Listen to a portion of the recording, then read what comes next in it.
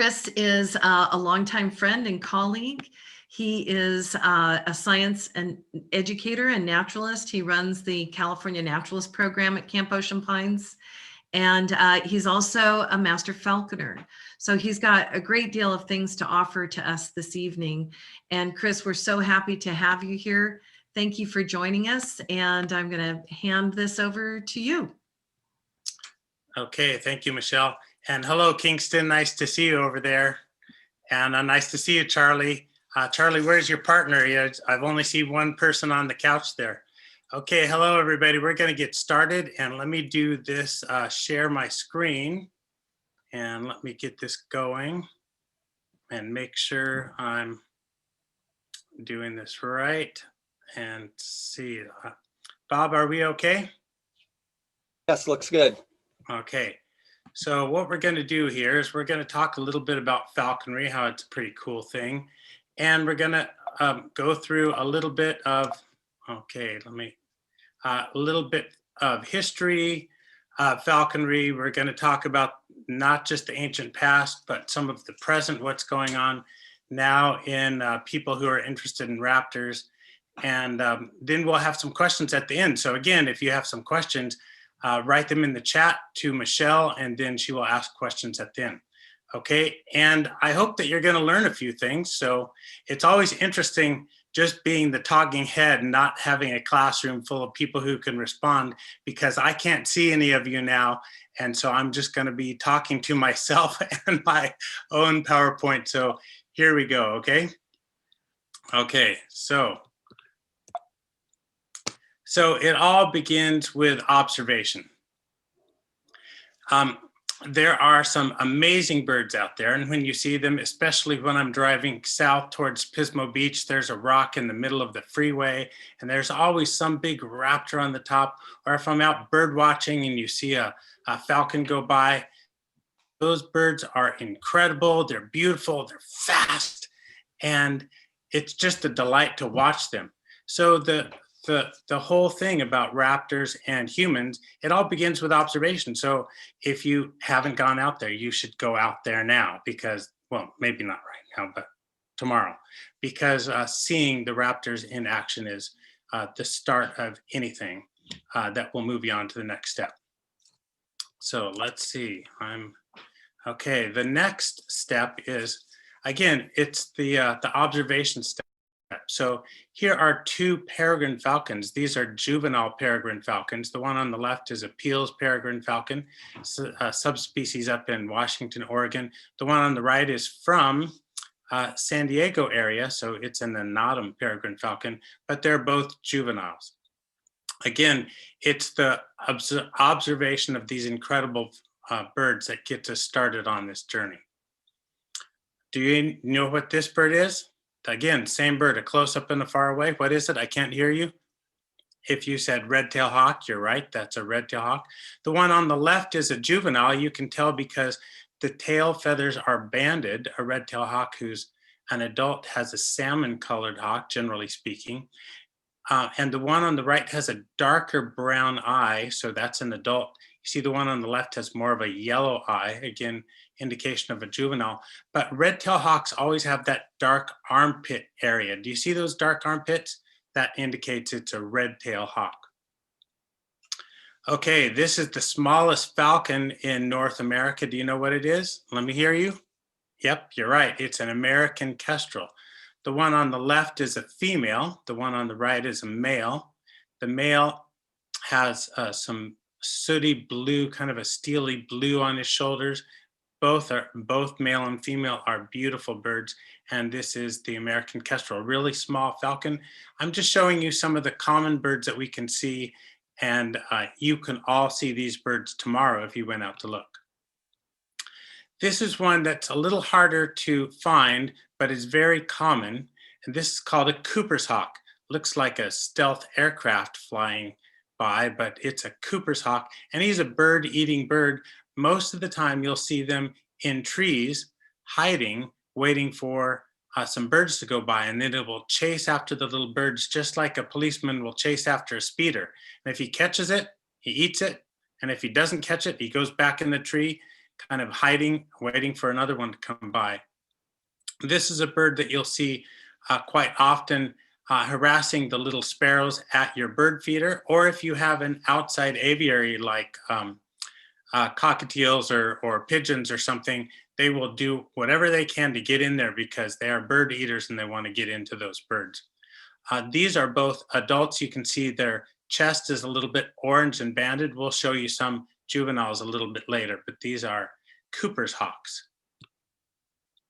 So once you see these incredible birds and watch them hunting and flying, you can see why people have used them as symbols of strength and power and independence. You can see it on seals and crests and coinage on flags. You can see it all over the world. It's not just a United States thing, it's all over the world. People have seen these incredible birds and have used them as symbols. So now we're going to go backwards a little bit. We're going to go back into ancient times. In ancient times, falcons were revered by the ancient Egyptians. In fact, you'll see them on the hieroglyphs on the walls. You'll see them in the forms of gods and goddesses, and you will see them even in the tombs, in jewelry, in statuary. And this one on the right, this is a mummified falcon. So they respected them so much that when they did some burials, they would mummify and decorate the burial mummy casket of the falcons. So they were revered in ancient times by the Egyptians, but we don't have any records that the Egyptians used them for falconry. The first partnership of falconry that I could find was dated in 5,500 BCE. It's in a tell or an archaeological site in Syria. And this is the oldest one I could find. So here we have this carving, and this carving shows a guy with a bird on his hand and also rabbit or some other game hanging down from his fist. So this is a very, very old record of falconry, the earliest falconry record that I could find. So while it started in Mesopotamia, again, 5,000 years ago, several thousand years before that even, 5,000 years ago, it was recorded in Mesopotamia area. So again, that's the area that's now Israel, Iran, Iraq, Saudi Arabia, those areas. And then it moved on to Mongolia, China, Japan. Then it went over to Pakistan, India, and it finally got to Europe, but it didn't get to Europe until the 400s. And it became known as the sport of kings in Europe, in medieval Europe, where kings were allowed certain birds, dukes and duchesses were allowed other birds. And so it was considered the sport of kings there. Maybe we'll get to that a little bit later. But it didn't come to the United States until very, very late. There was a falconer on the boat with Christopher Columbus, but he didn't stick around and practice falconry. There were falconers on the boat with the Puritans who came over, but again, it didn't stick. Falconry got started in the United States, honestly, in around the 1940s with a handful of college guys back east. They thought, wow, look at this in the books, this thing about humans hunting with falcons and eagles. That sounds pretty cool. We should try it. And that's where it got started in the United States. Really not until the 1930s, 1940s, and it has moved on from there. Since it is worldwide, it is all over the place. There are falconers everywhere. It is considered a living human heritage activity by the United Nations because it has gone across cultures and spanned thousands and thousands of years, and in fact is still going in many, many countries around the world. And so since it's such a cosmopolitan activity that's happened across cultures and across centuries, it got this special recognition. And I think that just happened a couple of years back. So now let's talk about falconry. Falconry is the art and practice of hunting wild game with a trained raptor. And this picture is from The Eagle Huntress. You may have seen that movie, a really fascinating movie. And if you watch that movie, you see this young lady going through this 4-step process: trapping an eagle, then training the eagle. Most of the story is about training and how she trains her eagle and even wins some contests in the training. And then she goes out hunting with her dad. And then the last part of falconry is usually to release your bird after you've done a hunting season or two. We don't necessarily see that in the movie, but that's one of the steps in the falconry process. So I want you to remember that: trap, train, hunt, and release. Can you repeat after me? Ready? Trap, train. I can't hear everybody. Ready? Trap, train, hunt, and release. The truth is I can't hear anybody, but I'm pretending. So there are 4 steps. Let's go over those 4 steps, because this is kind of like a classroom. The first one is trap. Second one is, say it all together, train. The third one is, yep, you've got it, hunt. And the last one is release. Good. Okay, you ready for your test? There are 4 steps of falconry. It is, say it. Yep. Did you get it? Good, very good. I'm proud of you. I'm faking that I'm proud of you. I can't hear anything that anybody's saying, but there you go: trap, train, hunt, and release. So let's talk about each of those steps of falconry one by one. The first one is trap. So you can't go buy a hawk at a pet store. You used to in the old days before there were regulations, but you cannot buy a hawk at Petco or PetSmart. If you want to be a falconer, you have to trap your bird. So to trap a hawk, there's a hawk or there's a falcon or an eagle flying through the sky. How in the world do you trap one of those and get it in your hand? The first step is to really know your subject. So Michelle, who was on earlier with me, so if I wanted to trap Michelle, I would have to get to know what she really likes. Let's make it up. Let's say she likes Snickers bars. So I would have a Snickers bar and I'd say, hey, Michelle, and I'd whistle and I'd wave a Snickers bar and she'd say, oh, Chris, thank you very much. And I would give her the Snickers bar. And then I would say, okay, now I'm ready to trap her. So I'd go to a room, I'd get a whole pile of Snicker bars mounted up on a table, and I would, I don't know, dig a pit or put a net or something. And when Michelle came in the room, I'd say, hey, Michelle, look, there's a whole pile of Snicker bars right here. And she'd come running towards it and she'd fall in my pit or get caught in my net, and then I would trap her. So the first thing is you got to know what the bird wants. And most of these birds want a mouse or something to snack on that's a small little fuzzy nugget. And so once you know what they want and find out what they like, then you put a barrier. Now there's a lot of different types of traps. This is an ancient kind of trap called a balchatri trap. And there are others. In fact, let's look at those other traps. The top left trap, that's a mist net trap. And so you have a little bait. The bait is the bird who's tied down there, and the bird is flapping around, and another bird will come fly in to try to get that bird, and then the net collapses around him. So that's a net. The bottom left is a special, it's called a goshawk trap. And so there's a little bird in a cage down below. The goshawk goes and tries to catch it, steps on that bar, and then those side panels come in on it, and then you have a trap that's hawked. The top right is a bow net. This is an old method of trapping. It's kind of like a mouse trap, but with a net on it instead of a snap. And so when the bird goes to get the bait, then he can trigger the bow, and then the bow goes over him, and then you have a bird in the net. The bottom right is called a phi trap. It's an ancient trap as well. There's a bait bird in the middle, a little starling there. And then the other bird, like a merlin, for example, will fly in after that bird, but flies through those little hoops that are slip knots and then gets caught on those nooses. Now, again, trapping is the very first step, but then the next step, step number 2, do you remember? There's trap, and then there's, that's right, train. Oh, and here's what happens. As soon as you get a,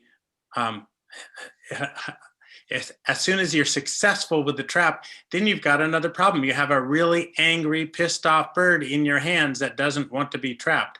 So it's like that dog who always chases the tire. What happens when he gets it? Oh, you got to be careful what you want. So if you're out trapping a hawk and you catch a hawk, now you have to be ready to do the next step, which is train the hawk.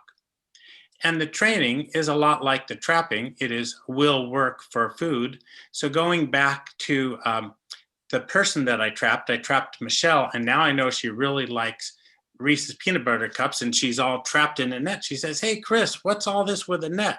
And I say, "Well, don't worry about the net. Look at all this candy." And then every time I see Michelle, I hold up a Snickers bar and I say, "Michelle, Snickers right here." And she says, "Oh, Chris, thanks," and comes and gets it. And then I just go, and she turns her head knowing Chris has got to be around here someplace with a Snickers bar. And when she finds me, she'll come and get a Snickers bar. So this is called conditioned response. I usually do a whistle, or I have some visual marker when I give the bird a snack.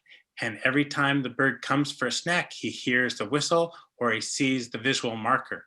The visual marker I start with is a glove. So I get the bird. Again, we have, in fact, let me go to this next slide real quick. So this is my friend Kat. She's back in Washington, D.C., working for the government right now, doing great things to protect our coasts. But we have a newly trapped bird, and she's staring at the bird, and the bird is staring at her. And so once you have an angry bird, you put some gear on its legs, and you have it restrained so neither you nor the bird will get hurt. And then you start the very slow process of manning or getting the bird used to humans. And the way you do that is with a snack on the glove, and you offer it and you say, "Hey, you want a snack?" And the bird says, "You just caught me. I was out flying free. What are you doing?" And you say, "Well, yeah, I know, but here's a snack." And then the bird says, "I am hungry. I could use a snack." And so then he jumps to your hand and eats a snack. And then you put him back on the perch and say, "Hey, want another snack?" He says, "That was a really good snack." And so he hops to your glove again. And then you give him another snack. And you continue to do that until every time you whistle or hold up your glove, he comes to your glove. And then you have a long line. I don't know if you can see this. This is very faint. There's a line called a crayons tied to the falcon's leg. And then the boy in the picture has a lure. And so what that lure is a piece of leather on a string. By the way, that boy's name is Sage, and he just got his Eagle Scout rank just a month or so ago. I was very proud of him. And so when he swings that lure, the bird comes and he grabs the lure and gets a snack off the lure. And so you've trained the bird to your glove. Now you're training the bird to the lure. And the reason you do that is when the bird is flying free and might be half a mile away and he can't hear you whistle, you swing the lure and their eyesight is so good, they'll see the lure and go, "Oh, that's right. This is a great time to get a snack."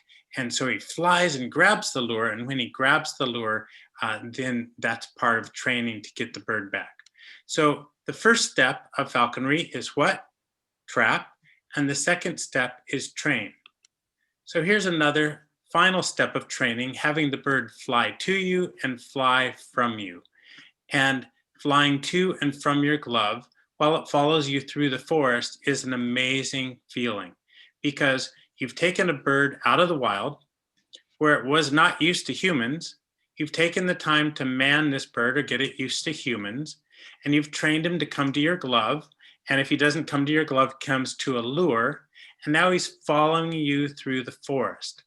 So this process can take, a matter of 4 or 5 days to 10 days to 15 to 20 days, but usually around 2 weeks. So from a wild, angry bird off the net, off the trap, it usually is a couple of weeks before you can go hunting with a bird.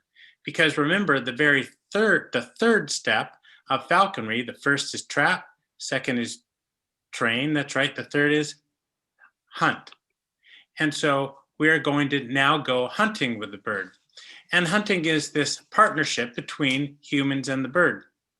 Now, this is where it all started in ancient times, because remember, if somebody was trying to feed their family And trying to catch a rabbit, it's hard to run after a rabbit and catch one, or it's hard to throw a rock and hit a rabbit. And so imagine if you're running around trying to catch a rabbit and then you see a hawk fly down, grab the rabbit, and then fly off. You might be thinking, wow, so hard for me, so easy for the hawk. And then somebody said, I wonder if I could work with the hawk and train the hawk so we could work together. So that's what falconry is. Falconry is hunting with a trained hawk. You trap and you train the hawk, and then you go hunt. Now, there are job responsibilities. The bird's job is to catch the game, but my job is to stomp through the forest and chase out a bunny or a quail or something, or a squirrel that might be hiding. And then when the hawk catches it, then I have to trade it for another snack. Because see, this is a partnership. And if you have a business partner and you steal from your business partner, they are not going to be your partner for very long.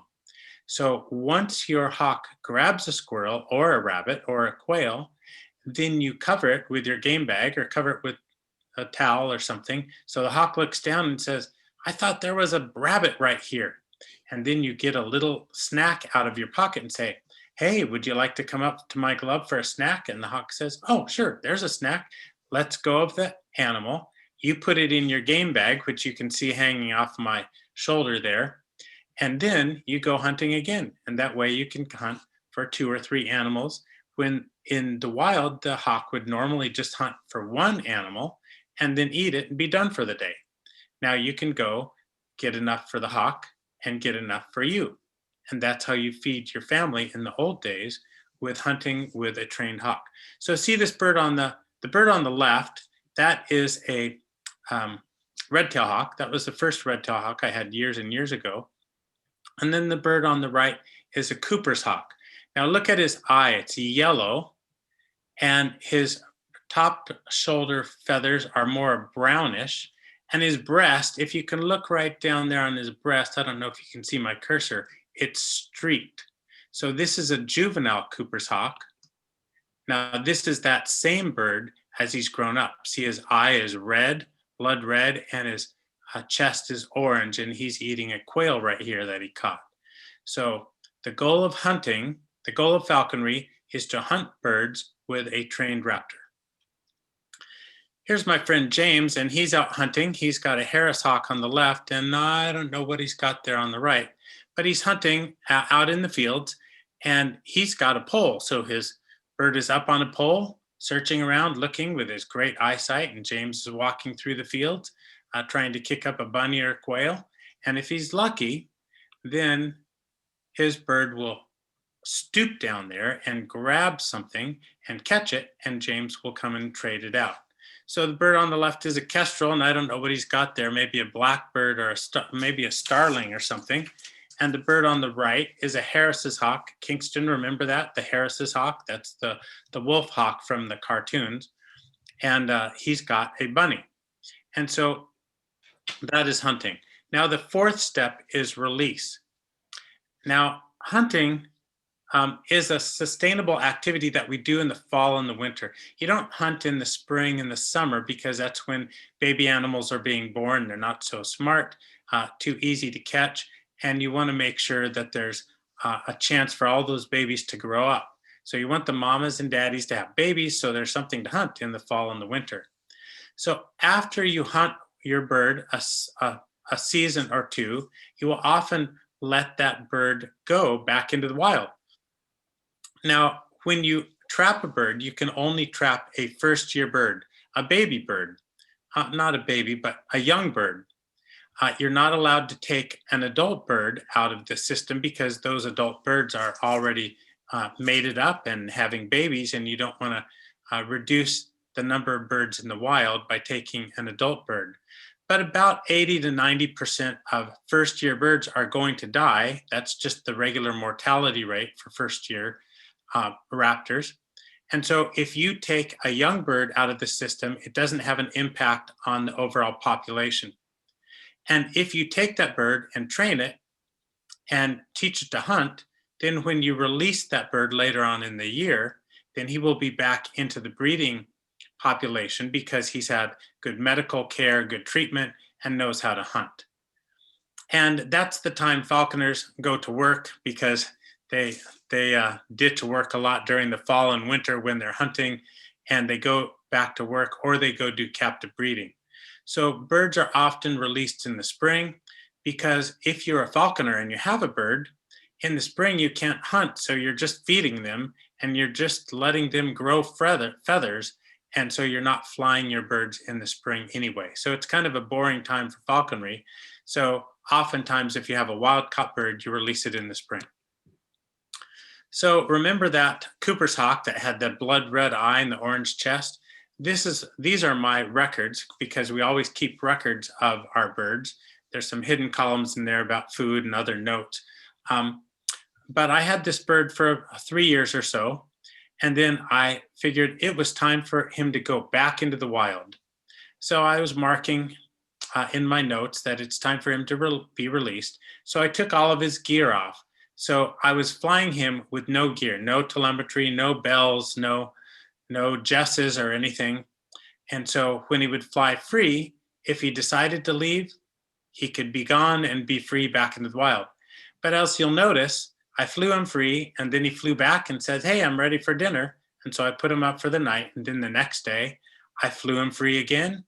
He got to fly wherever he wanted. And then he came back again and again and again. And it was really funny, because there's a good looking female Cooper's hawk flying around after him saying, "Hey, baby, I'm ready. If you would like to go make some babies, come fly around with me." So he flew free and returned, and then finally he did not return. So he's out there in the wild, hopefully making babies. And I think I've seen him come by a couple times, fly overhead. But we release our birds if they are wild caught.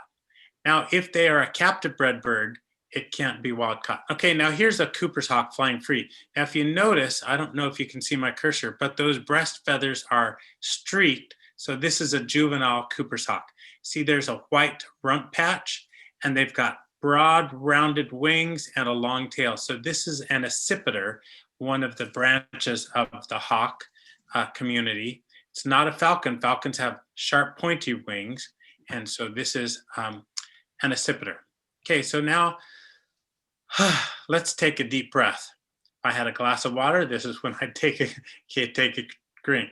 But now we're going to go on to the next stage. We talked a lot about falconry, but now let's talk about other things. No, you cannot have a raptor as a pet. I know it seems like fun. They're cool looking. They're cool. They're fierce looking. It looks like it's a lot of fun. And in the USA, you cannot have a raptor as a pet. That means no hawks, no eagles, no owls, no falcons as a pet, because they are protected by the Migratory Bird Act. So even though whenever you make a treaty or an act like this, there's always some exceptions. And so there are specific exceptions, which means that you have to have a permit if you're going to be one of those exceptions. And we will talk about those exceptions in just a little bit. But I know you really want to be hands-on with a bird of prey. I know they are really cool, but you can't. So let's talk about those exceptions if you really want to be involved with it one way or the other. So there are 6 types. Okay, we've used 4 of our fingers for the methods of falconry, so we have 6 more fingers. So now you can figure out this whole talk if you have 10 fingers. So here it is. There are 6 ways that you can be involved with raptors. They are rehabilitation, education, falconry that we've talked about, abatement, breeding, and science. So the top 2 symbols there are the United States and the California Fish and Wildlife Services. Those are the ones who require the permits. And then you'll see some logos of some other organizations that are involved in those other 6 things. So here, let's go through them one by one. So rehab, you can get a rehab permit. Rehab is to fix broken birds. So here in San Luis Obispo, the main agency is called Pacific Wildlife Care. They're a great group. Dr. Shannon Riggs is the vet, and she's an excellent avian doc. She knows how to fix up birds and get them released back into the wild. There are other great avian docs in our area too. Dr. Susan Choi in Los Osos is an excellent veterinarian who knows all about hawks and eagles and falcons. So if there's a broken bird, you can get them fixed and released back into the wild. Now, this permit allows you 180 days, about a half a year, to fix and to release the bird. Now, here's the hard part. If the bird is non-releasable, they must be put down or put to sleep. The reason is that California doesn't want broken birds out there starving or being picked on or injured, and so they only allow healthy birds to be released back into the wild. And since you cannot have a raptor for a pet, if the bird is not healthy enough to be out in the wild, it has to be put to sleep. Now, this bleeds right into the next permit, and that is called, well, this is Pacific Wildlife Care. This, again, is one of the falcons of Morro Rock, and they've treated some of those. So Pacific Wildlife Care, every community has their wildlife rehab agency, and this is ours. So the next permit is called the education permit. And the education permit allows people to use non-releasable birds for education. If the bird is fixed and healthy and releasable, you can't use it for education. It has to go back into the wild. That's the whole point of rehab. So only if the bird's broken wing makes it unreleasable, can't fly, can't hunt for itself, can you use that for education. Or if it's blind, or if its tendons won't allow it to grip, or if it's a captive bred bird. These are the birds that are used for education. So that first permit was rehab. Most of the rehab agencies do that because they love animals and they can't bear to see one put to sleep. So most of them also have an education permit. Makes sense, doesn't it? If you love birds and you don't want to put them to sleep, then you get an education permit. So most of these agencies have a handful of raptors they will take around to schools to teach students, because it's important to pass along the message of ecology and conservation. So zoological parks, outdoor education centers like Camp Ocean Pines and other falconry schools have permits to use raptors for education. Just like to plug Camp Ocean Pines up in Cambria, this is one of those places in California, there's not a whole lot of them, that have a permit to do education with live raptors. In fact, if you would like to have a hands-on falconry experience, call Camp Ocean Pines and say, sign me up. When's your next one? I'm ready to do it. I will come out, I'll bring a hawk, and we will learn about falconry and we'll do some hands-on activities. We're not the only one. There is West Coast Falconry in California. They have something in Northern California. They also have a place down in San Diego County, and they are great folks. Kate Martin is the director there. She really knows her stuff, excellent falconer. And so there are places you can go have a falconry experience where you can maybe buy it as a birthday present for your best friend and go get a hands-on experience and learn about falcons and falconry. And I like taking birds to schools or to camps where kids can get a hands-on opportunity to see and handle and touch and see birds up close that they would never see in any other setting. So backing up, the first permit was, remember that was a while ago, that was rehab, that's right. And the second permit is this one, this is education, that's right. The next permit is falconry. We know all about that because we know there are 4 steps of falconry. Falconry is hunting wild game using a trained raptor. To become a falconer, if you would like to do that, in California, you have to be at least 12 years old. Then you have to pass a knowledge test. So you have to study. You have to study about how to keep a bird alive, how to trap a bird, how to train a bird, what are the medicines, how do you go hunting with a bird. So you have to pass a knowledge test. You also have to pass a hunting test because falconry is hunting, so you have to have a hunting license, of course. The first thing you're going to hunt is the bird you trap, a hawk or a falcon that you trap in the wild. That's the first thing that you trapped on your hunting permit. And then once you train it, you hope to go hunt something else. So once you take the test and pass the test, then you have to gather all the equipment and build the proper enclosure. And the enclosure is called a mews, M-E-W-S, or sometimes we call it a hawk house. And you have to have your hawk house inspected by the wardens from the California Fish and Wildlife. They will come to your house, they will check out your gear, they will look around and make sure it's proper, that they want to make sure that the bird that you're handling is going to be safe and healthy, and that you know where to get food, how to use the equipment, and how to keep your birds safe. So those are the two easy things. The third thing is the hard thing. That is, you have to apprentice under a crusty old falconer. The hard thing is to find a crusty old falconer, because a crusty old falconer, by definition, wants to be alone in the woods by themselves with their bird. They don't want to be hanging out with you. So the hard part is to find someone who is willing to put up with you as you learn the ropes under their tutorage. And if you get those three things, pass a knowledge test, also the hunting test, build the proper enclosure and get that inspected, and find a crusty master falconer or a general falconer who will apprentice you, then you can do the 4 steps. And the 4 steps of falconry are, remember, they are trap, train, hunt, and release. Those are the 4 steps of falconry. So let's just review that. That is trap, train, hunt, release. You got those, didn't you? You knew that from early on. Okay, falconry often then moves into the next permit, which is called abatement. If you love birds and you love hunting, but you love hunting so much and you love your birds so much, maybe you're not doing as much work as you should, then you find a way to make your hobby your job, and that is called abatement. Abatement is using tens of thousands of years of natural predator and prey relationships to protect things that humans care for. So what do humans care for? Humans care for wine. Humans care for health. Humans care for safe travel. Humans care for clean water and nice beaches. And humans care that their French fries aren't stolen from them when they're at a resort. So falcons and hawks can be used to protect these things.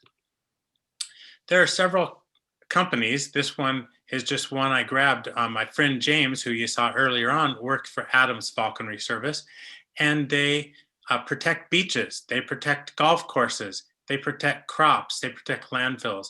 So what they're really doing is they're using falconers and falcons to protect things we care for. Just to review, in agriculture, a lot of the things that we care for, wine grapes and blueberries, for example, I love blueberries on my cereal every morning. If we left those blueberries in the field, all the little birds would come and eat them up. So the farmer's taken time to plant the crop, to water the crop, to care for the crop. And then when the crop is ready to come in, if he goes on vacation for a weekend, he can lose all of his wine grapes or all of his blueberries in a weekend when 1,000 starlings come and nibble on his crop. So he also has to pay to protect his crop.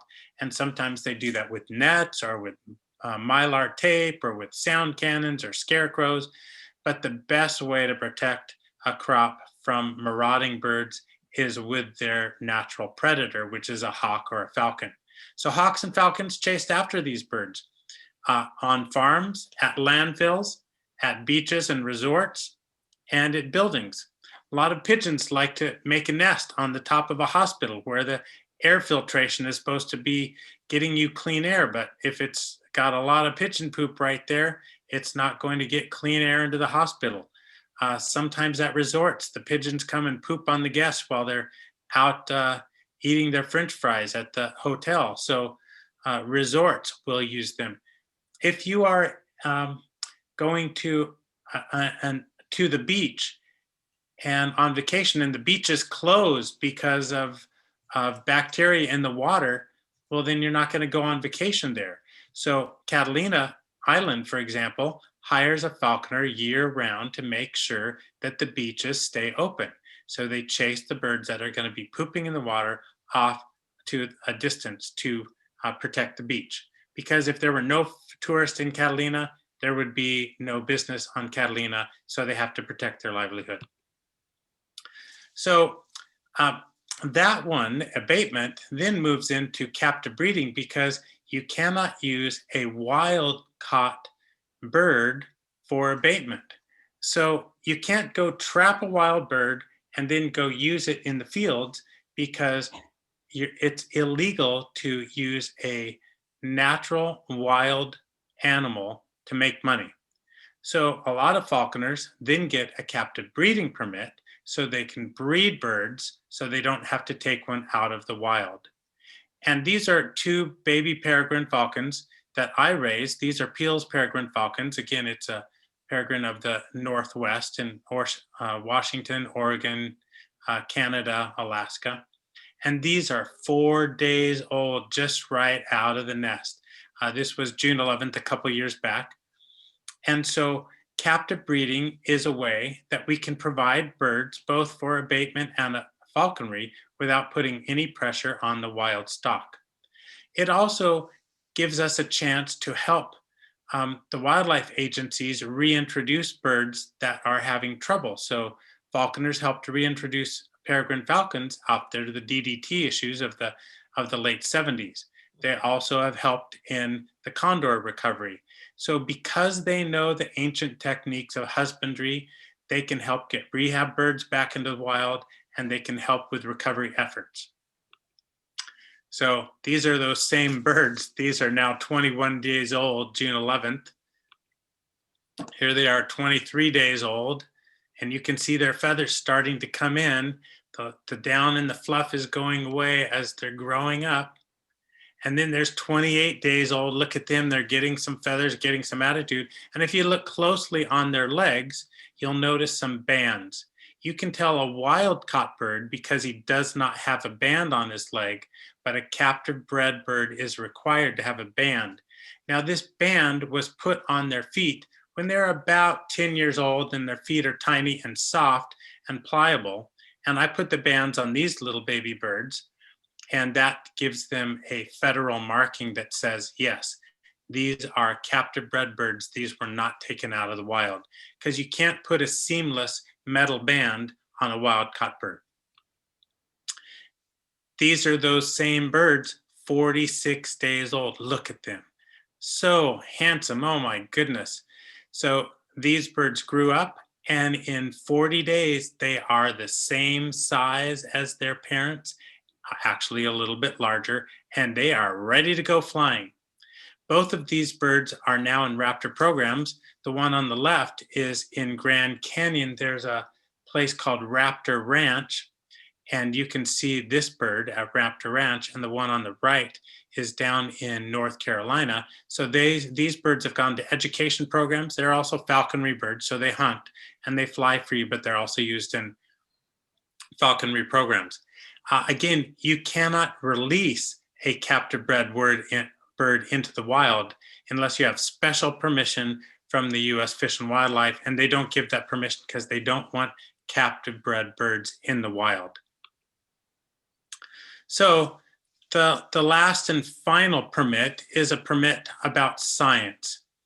Now, science gets permit to study things like migration, population.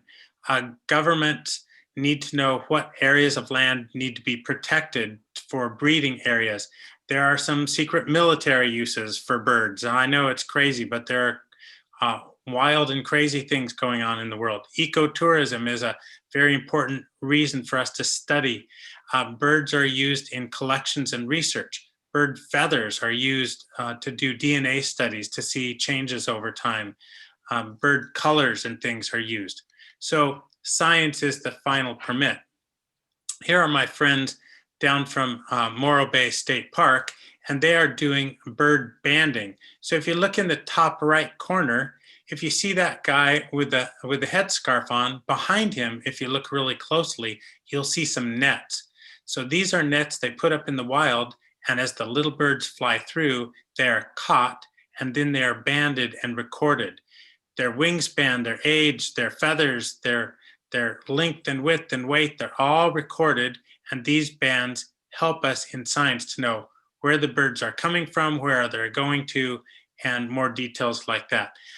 If you're really interested in the science of birds and bird migration, on Friday, I will be talking about that. Again, a free Zoom presentation in a couple of days, Friday at 5 p.m. So same time, same place, same login channel if you would like to know about bird migration.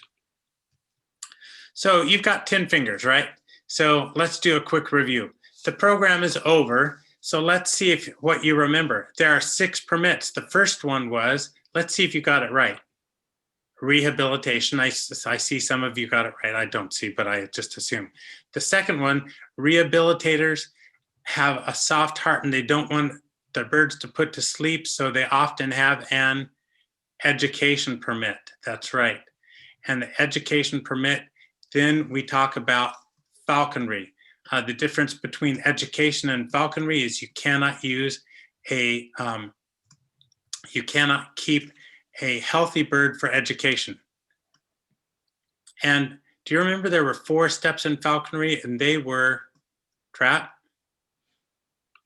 train, hunt, and release. High five your partner if you got it. If they got it, that's really good. I'm proud of you. So we had 3 kinds of permits: rehab, education, falconry.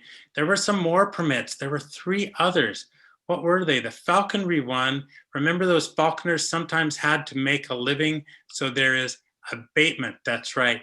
That's where they use their falcons to chase things or haze other birds that are causing a problem for things humans care for. And then captive breeding, because remember, they can't use a wild bird for abatement. They have to have a captive bred bird.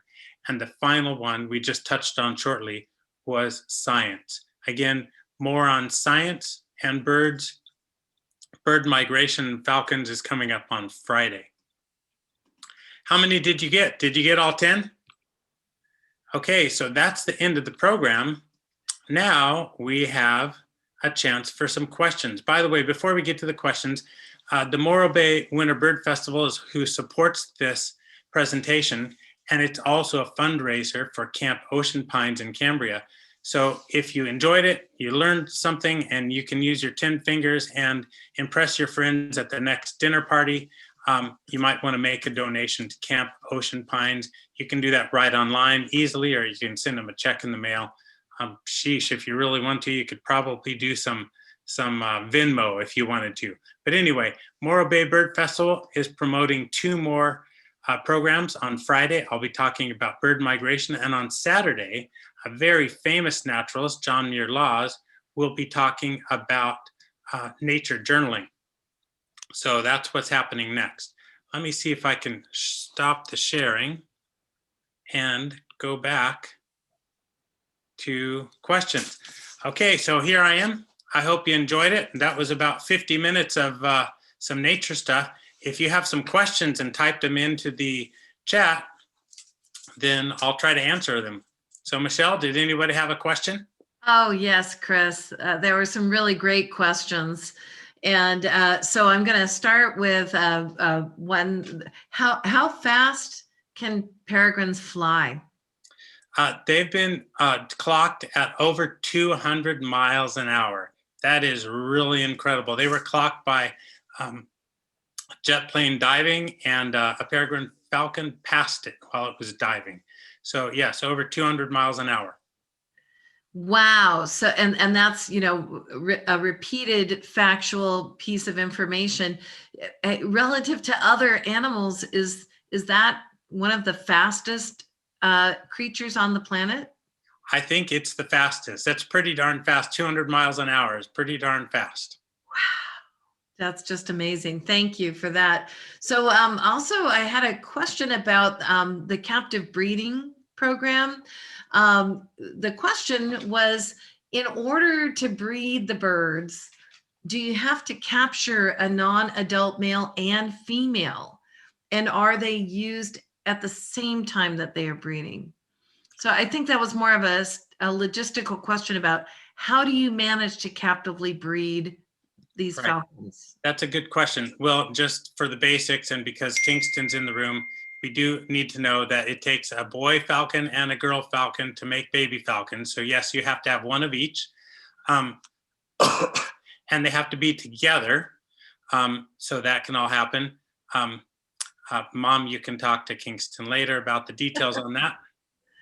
But yes, you have to have one of each. Now, now how you get the birds, they can be, a falconry bird can be used in breeding. A rehab bird can be used in breeding. Yes, you can have a wild caught bird used in breeding. And they have to go off your falconry permit while they're on the breeding permit. But you can, but yes, you can use a wild caught falconry bird. But yeah, you can't catch an adult bird. You have to check, you have to catch a juvenile bird and wait till it gets older, 2 or 3 years into its life before you can do breeding. Okay, that is so interesting. Such interesting information. Another question, how do you keep the bird from imprinting when you're raising it from a young animal? And is that a concern? Yeah, imprinting is, you've seen that old joke of a whole line of ducklings following a dog, because maybe the mama duck died and the dog wrapped around the eggs or something. And when they all hatched, they thought the dog was the mama. That's called imprinting. So if you are raising a young bird, they will imprint on humans. Sometimes you want that and sometimes you don't. When they imprint on humans, the bird thinks it is a human instead of thinking that it's a bird. So that is good when you're flying because he's not interested in the other birds flying around because he thinks he's a human. But it's bad when they get to sexual maturity and they think you're either a partner or a rival, because then they will either try to mate with you or try to attack you. So imprint birds are a little bit tricky. So sometimes we imprint birds on purpose, especially if we're going to do captive breeding, because then we can collect the sperm and impregnate a female with sperm that's collected, or it just sometimes makes it easier. I'm sorry, Kingston, that you had to hear that. You can, it's easier to do captive breeding with an imprint bird than with a wild bird.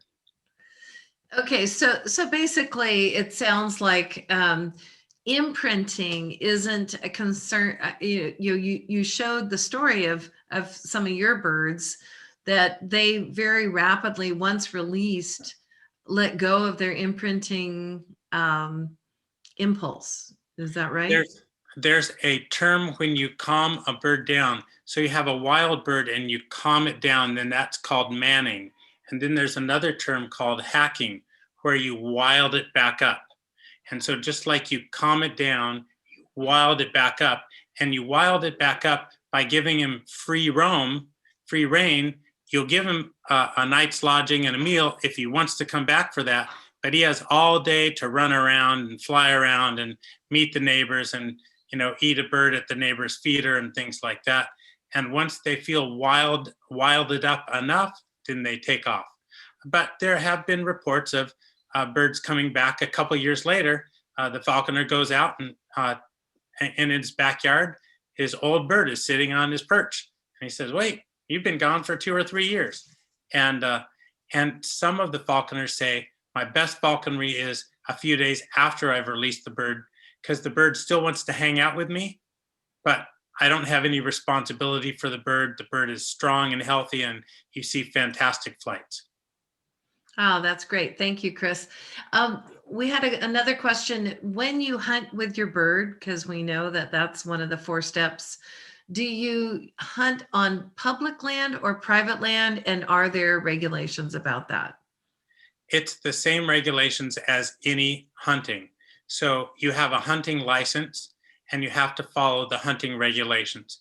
You have to only hunt where hunting is allowed, and you can only hunt what's in season. You can't hunt a bird out of something out of season, and you can't take more than the bag limit that's allowed in the hunting regulations.